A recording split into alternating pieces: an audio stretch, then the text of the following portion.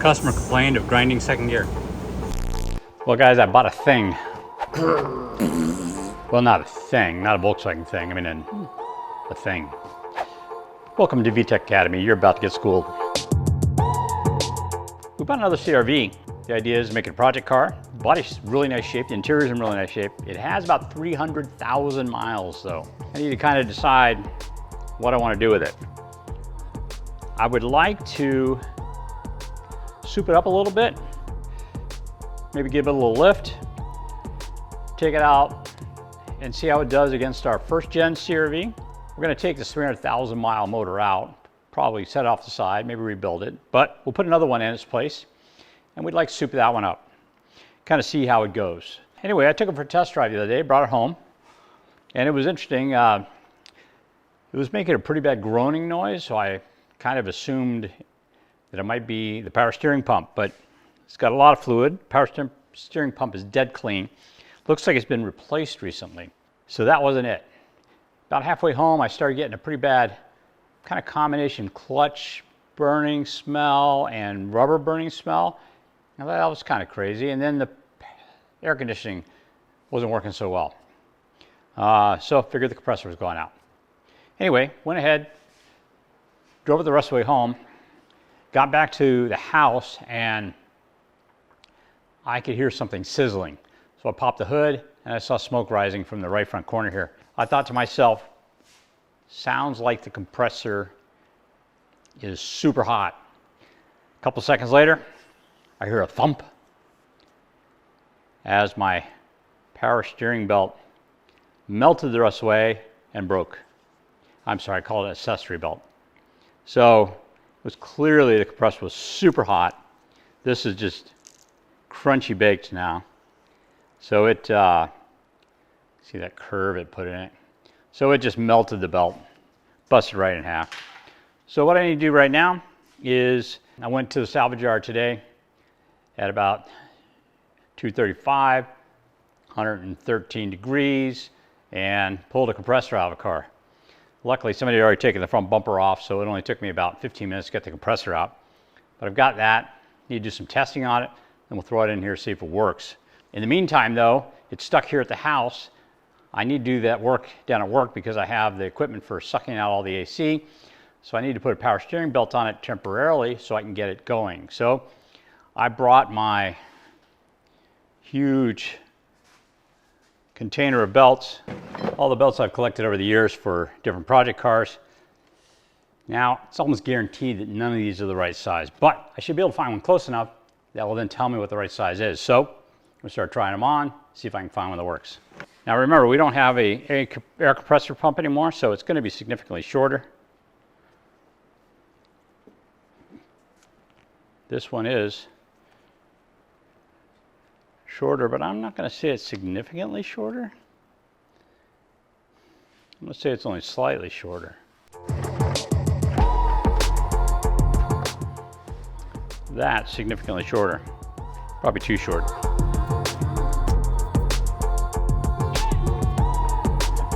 Okay, we found one that was quite a bit shorter. By the way, this belt has 6 ribs. The factory belt has 7 ribs. Now, it's not a big problem to use a 6-rib belt, and let me tell you why. The reason this has 7 ribs is because it's a very long belt, and having it wider means it's going to stretch less. This belt is a lot shorter, so that's why it's manufactured as a 6-rib. It doesn't need to have that extra rib of thickness in order to maintain its tension. So if you've got a car with no AC or a K-swap car with no AC, don't feel bad about not being able to find a 7-rib belt. You can find them, by the way. They are made, but we've raced on 6-rib belts and they're perfectly fine. And sometimes that's what's going to be available to you. Okay, we're able to get in on top, fish our belt over the crank pulley, and then up over the water pump. Now it's no longer going to go down to the AC compressor, but that's okay. Next it needs to go over the alternator.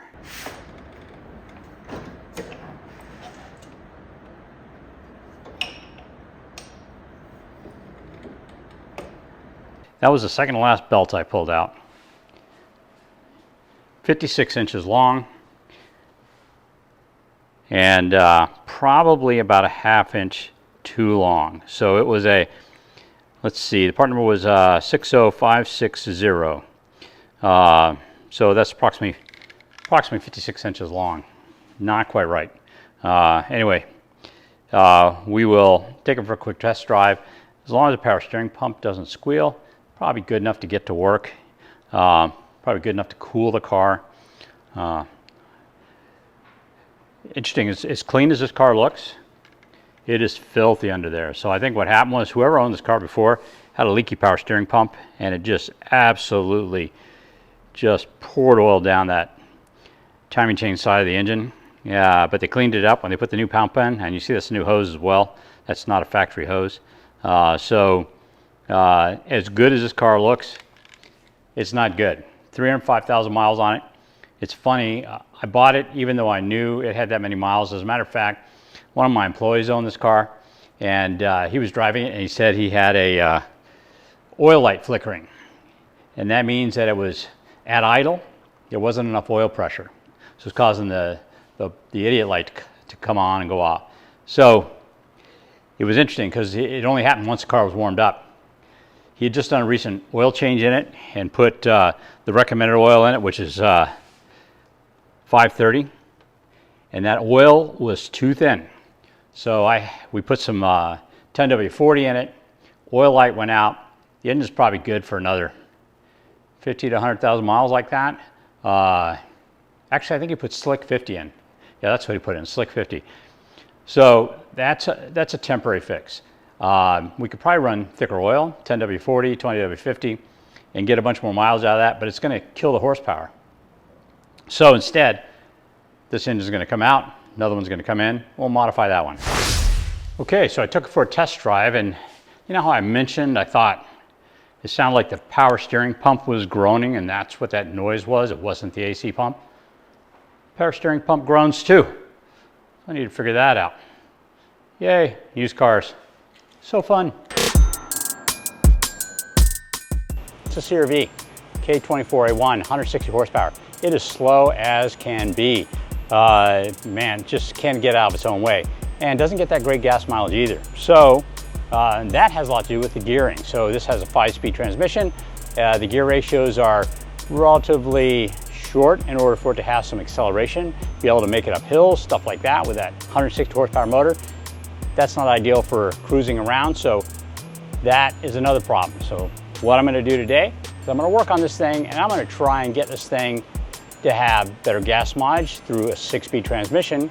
And the other thing I'm going to try and do is I'm going to try and upgrade the engine to maybe a TSX engine so we get a little bit more horsepower and we get a newer engine, one that's not so worn out. So here we go.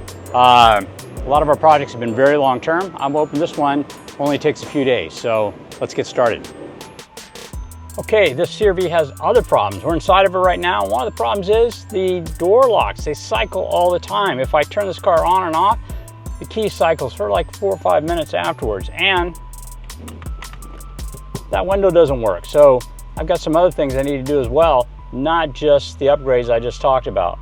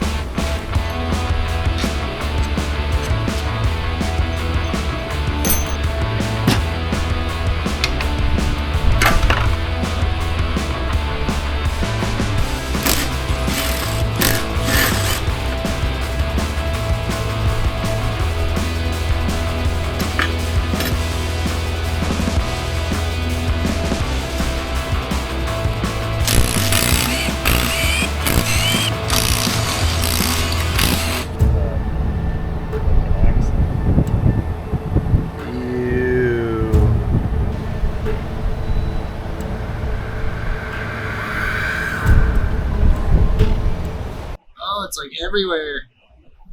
Oh, I can't wait to open this up.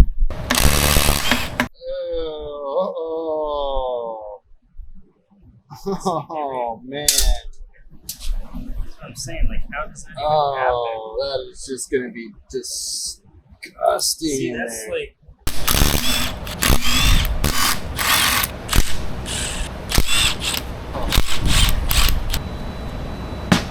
Nice.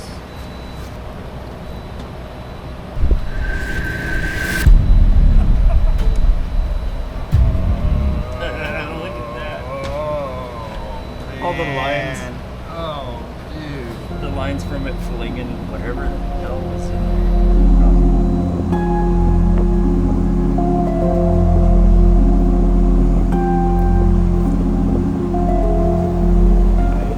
So they put something in there. Oh, I found a whole gold mine of it. Cornuba. Oh, wow, yeah. So actually, because it smell that? It smells like just rancid. It doesn't smell like. It doesn't smell like automotive.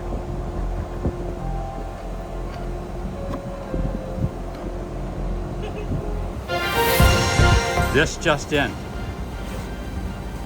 300,000 miles of. Dude, Scott, look, like the screwdriver just bounces. Like the parts washer's not even gonna do anything. Like, Well, you have to, like, if you get it hot, will it do something? I have no Look at idea. how wet it looks, but it's really not. Wet look plastic. All right, this is the oil disbursement tray. It's got little ports in the bottom of it in order to drip oil on the gears. It gets flung up in there. This one seems to have stopped working. Flip it over. Is there like? Yeah, you can Like see. little You can see where the holes are. Little supposed to stalactites be. where the holes used to be. Wow. So we're sitting there working on it. We've got two transmissions open. We've got our TSX transmission and we have our CRV transmission. We were going to take our 6-speed gears out of the TSX and put them in the CRV. That's going to be put on hold for a little bit because we need to do some cleaning. This thing is so gummed up, it is a joke. Look at that. 300,000 miles with nary an oil change. It's like rubber, it's like plastic, it's the worst. It's so abused. Anyway, so what we're gonna do is take it apart, pull the gear set out, then we're gonna, I think, just go ahead and work on the TSX transmission here. This is getting a 6-speed gear set put back in it. We're actually gonna take it out of a RSX Type S, so we have nice close ratios to make this car fast, but we are, nothing's ever easy, is it, guys? No. Yeah.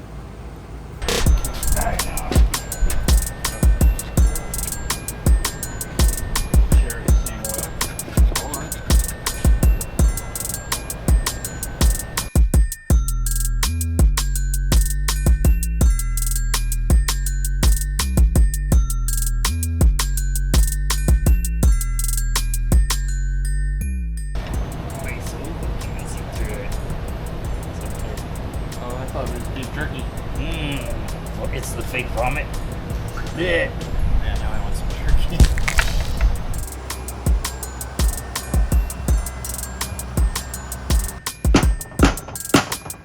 The process for turning the 5-speed transmission into a 6-speed transmission isn't actually that difficult. You've done it before, haven't you, Brian? I did on my wagon. I'm right. It's got a wagon, all-wheel drive. You gotta see, it's really cool. In fact, I love your ceramic coated header. Wow. Natural clay, baked numerous times. Numerous times. Helps keep the heat in and helps performance. Oh, absolutely. Absolutely. Anyway, so what's the process for turning this into a 6-speed transmission? Find a donor 6-speed. Yeah, pretty much it. I mean, it's so nice being K-Series that just... It's all interchangeable. It all goes in. I mean, you could take your CRV transmission and just go buy a 6 and add it onto it, or find a donor RSX, a broken transmission. Yeah. Yeah, really the one, I mean, other than the 6th gear, the biggest difference is actually the shifter here. So this is one for the 6-speed. You can see the slot is longer. That allows for more travel so you can get all the way over to reverse gear. Because remember, we have a reverse gear that's actually quite a bit farther over in the shift pattern. So this allows for longer travel. The other thing has to do with this right here. This is the reverse lockout. See how this is cast? None of these holes are tapped, and there's not basically a hole through here. So if we were to disassemble this solenoid actually operates a small lever that restricts the travel of this mechanism in order so it doesn't go in, so that it can't go into reverse when you're driving forward. Basically, it's speed based. So you're driving forward, doesn't allow you to go in reverse. So this being the 6-speed one, we're going to be putting it in. This one could be modified. I mean, you could slot that longer, that would allow you to get in reverse. You could then drill whatever hole needs to be done here and find and drill and tap all the bolt holes for the solenoid. But I actually bought a 6-speed manual transmission out of a burn car. It cost me $75, and I got a gear set and that. It's a good deal. Yeah. All right, so now basically what you need to do is we're going to install it, right? We have our 6-speed gear set right over there. That's from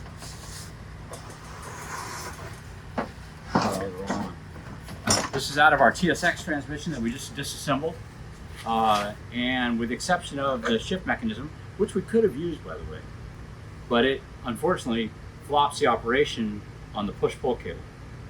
So that's why we're using the RSX one, so we keep the same shifter. But anyway, we could have used this as well. So now, yeah, but we needed the TSX transmission. We do. Yeah, we do need a TSX transmission. Let's assemble it. See what we got.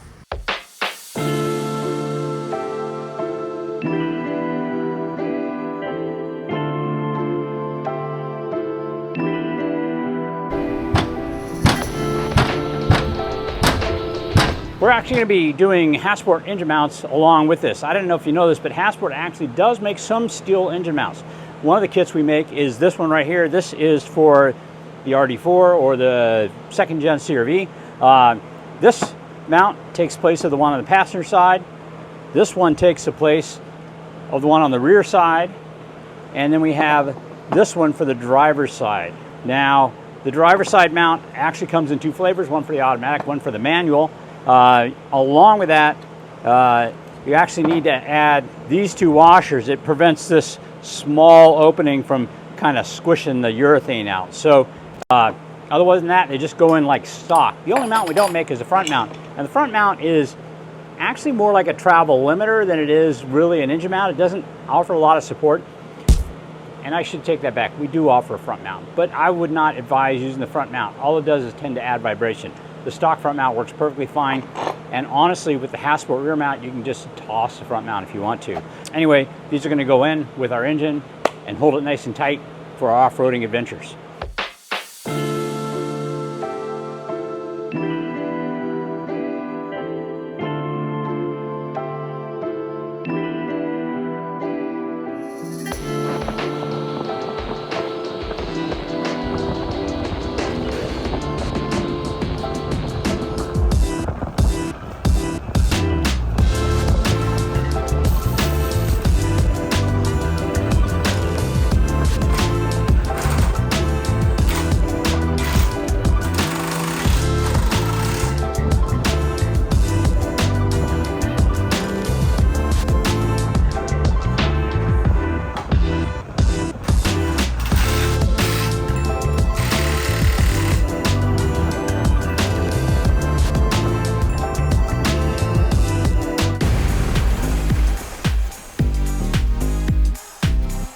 Okay, let's talk a little bit about what we did to this thing. We are building a new intake air tube. It's going to have a vent for that, and right now we just have our cold air bypass hose connected right there. So we are going to be doing that. We're going to use the same 3-inch AEM air filter on this new system. This, of course, is TSX manifold. You can see it's kind of tight where the throttle body is, but there is room. We did wind up bending this hose a little bit so it reached a little bit better. It's using the same CRV power steering pump. Bolts right on, of course. Using this CRV air conditioning pump. We bought a new one. It's actually from 4 Seasons. The alternator is from an Accord or TSX. The harness was modified slightly in order for it to fit. We made this throttle cable bracket Actually, we took a stock Accord throttle cable bracket, stock Accord throttle body, and then we modified this bracket with this extension so that we could use the CRV throttle cable. This other cable here, right here, this is actually the cruise control cable, and it was the right length. I made a little bit of a modification to the cover so that I could fish the throttle cables through underneath the cover like they are on the CRV. Probably going to change this cover to be a Honda one. Really no need in advertising that we got a TSX motor in here. It's faster, and that's all I really care about. The stock exhaust and catalytic converter was used.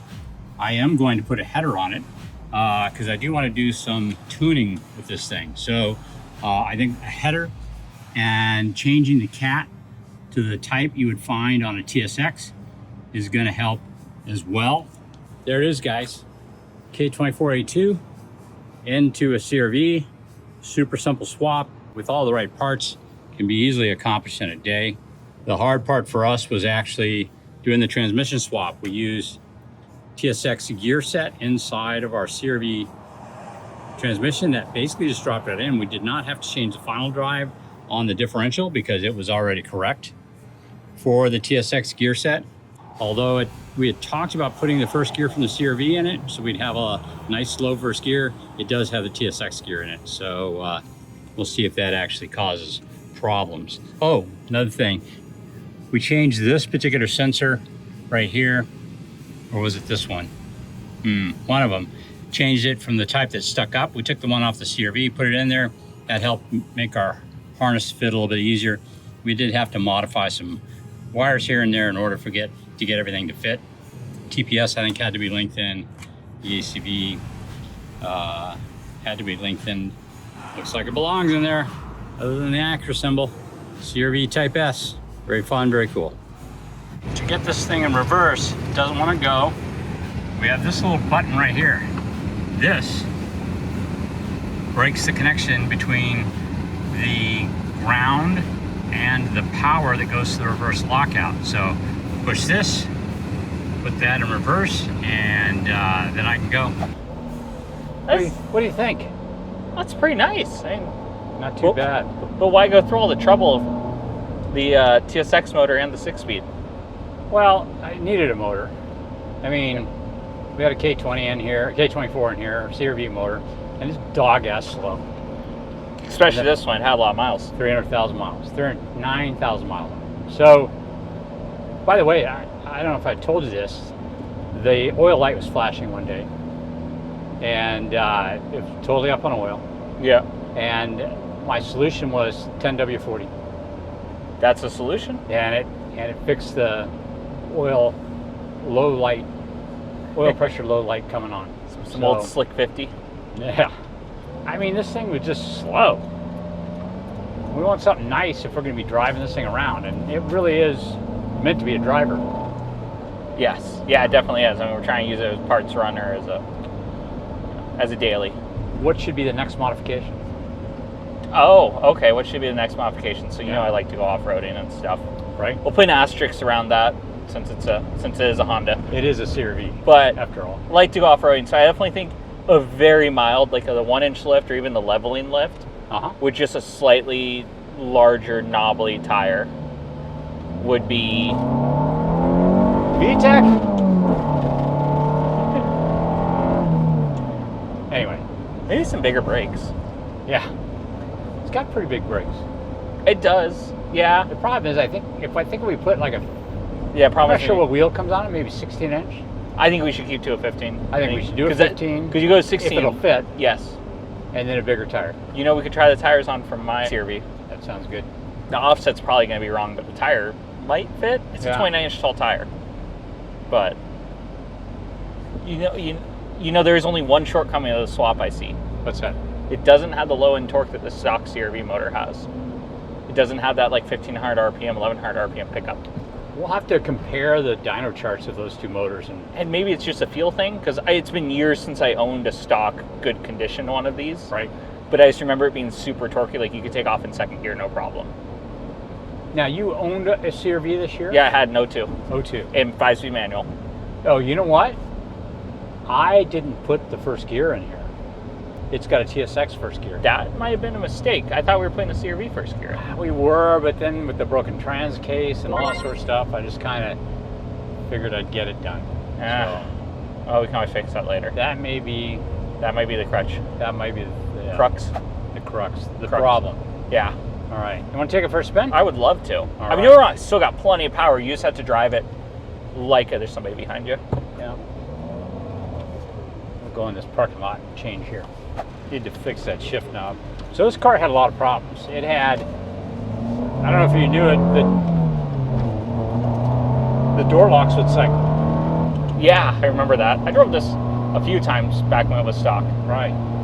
Turned out it was the aftermarket alarm they put on it at the dealership.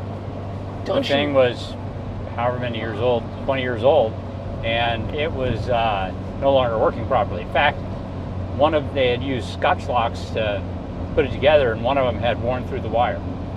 So it had totally broken one of the wires. So I don't know if it was getting the feedback it needed, but it basically wasn't working properly. I miss drive-by cable or throttle-by cable cars.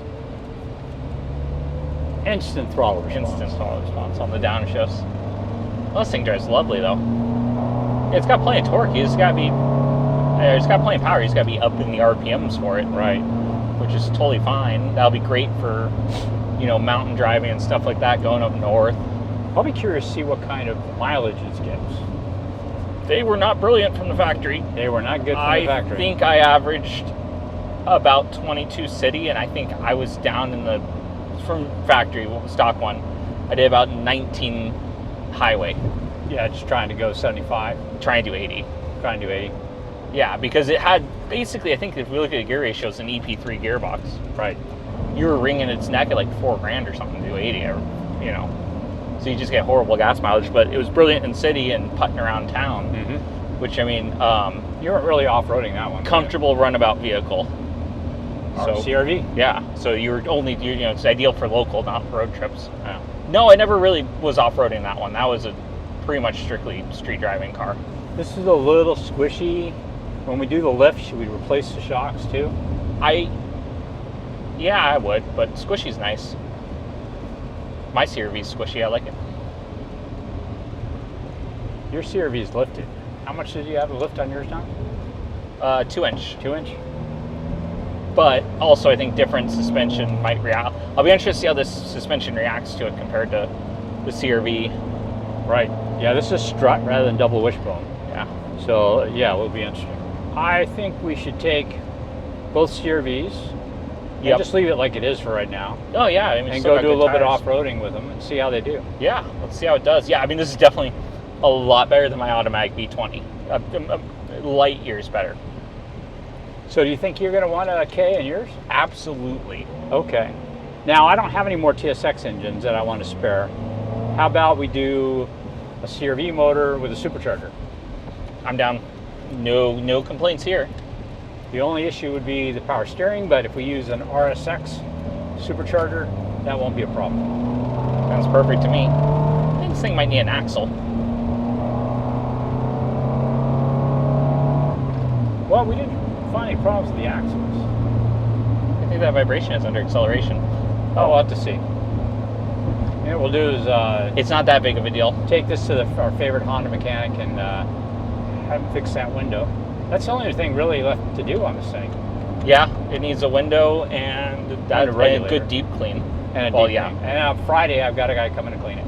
Nice. This car smells like 300,000 miles it has. It smells a little gross. But no, this thing is brilliant. I love driving these ones. I prefer the first gen. I find it more comfortable, but the second gen is super comfortable. And those are the only two real CRVs, because once the spare tire left the trunk, no, I don't like them. I'm going to take it down to our 8th mile and do an 8th mile run. Go do a run and see how it does. I love that parking brake. Yeah. The computer in here is EP3 ECU, which means no reverse lockout and no intake air bypass. Now, normally when you run a 6-speed transmission with a K-Pro, you either need to have the reverse lockout, or you can use the intake air bypass solenoid to operate it as well. You would just operate at a particular speed, and that would work for locking you out of going into the reverse gate when you're driving. One of the other things we had to do on the computer is we had to reverse the EPS, and so that it worked like power steering pressure. So on an EP3, you have electronic power steering. On a RSX, you have power steering pressure switch because it's hydraulic. Those functions get reversed, and that's a setting in the K-Pro ECU. So we did both of those things in order to get this to operate the way we wanted it to in this car. Man, I hate it when I come to a stop. The AC stops working. Actually, it's not working bad right now. Probably because it's only 105 today. All right, we're gonna go take it for a 8th mile test drive and see how it does. I have my AIM Solo 2 and a couple of cameras, so let's see how the TSX motor works. I apologize for not doing a run with the old engine and the automatic, but it was kind of a spur of the moment thing to pull it out, and I wasn't really thinking about doing a comparison between the two when I did it. I didn't think that was going to be necessary. I really should have, because all of our cars we do the 8th mile run. Disclaimer, our 8th mile run is on a short section of track that is, or not track, road. It's not very heavily used. At some point I hope to have access to a track so that I can use that, which would be much better. Things are what they are, and we're going to just kind of see how it does. How hard can you launch with all-wheel drive?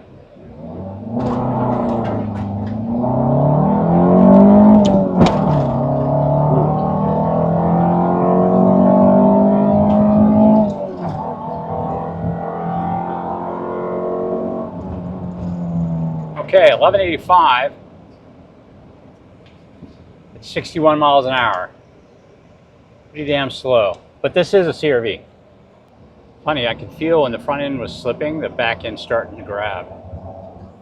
The other day when I took this for the first ride, I went around a corner and just hammered it, and I could feel the inside tire lifting and spinning, and then what felt like probably the inside rear tire on the rear end lifted and spun as well. So these tires are a little bit of traction limited. Be curious to see how it does in the dirt. I don't anticipate it getting much better than that. 11.85 at 61 miles an hour. I mean, I probably could mess around with it and shave a 1/10 or 2 off that, but it's a CRV after all, and I'm just kind of curious to see how it did. Obviously, it's faster than the Moto Compacto. I don't think it's faster than any of our other vehicles, though.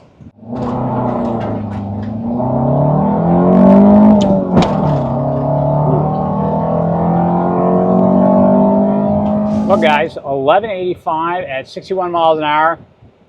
Not a great time, but I'm sure significantly faster than what it was before.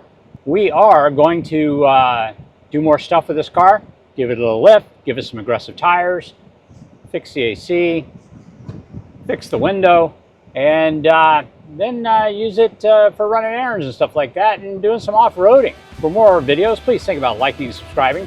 This car was kind of fun, and I basically just did it just so I wouldn't have to drive a dog-ass slow CRV, and now it's pretty peppy. I'll have to do some experimenting with the mileage, see what kind of mileage it gets, and maybe I'll get a little trailer for it and tow a couple motorcycles out to the desert.